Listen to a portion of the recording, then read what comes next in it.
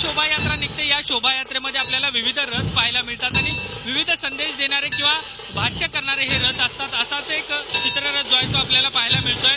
यामध्ये ईव्हीएम नव्हे तर सीव्हीएम असा निवडणूक जिंकण्याचा सोपा मार्ग अशा पद्धतीचा एक बॅनर जो आहे तो आपल्याला लावलेला पाहायला मिळतोय।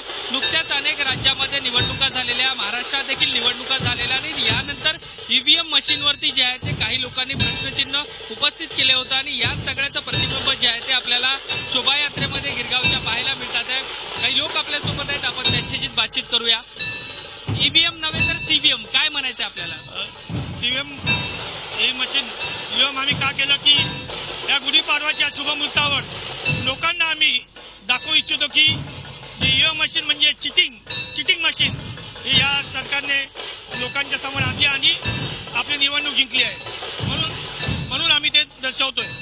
इथे हे बटन दाखवलेले आहेत, हे बटन दाबल्यानंतर ते मत दुसऱ्याकडे चाललंय। मला सांगा लोकांचा कसा प्रतिसाद मिळतो?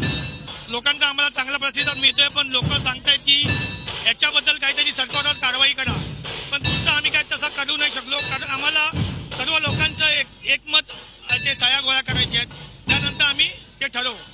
नक्कीच निवडणुकांचे निकाल लागल्यानंतर ईव्हीएमचा विषय जो आहे तो चांगलाच गाजला होता आणि या सगळ्याचं प्रतिबिंब जे आहे ते आपल्याला या सगळ्या शोभायात्रेमध्ये पाहायला मिळत आहे। मोहन आग्रेसह Devendra Kolatkar, Zee Media. Zee 24 तास रहा एक पाऊल पुढे।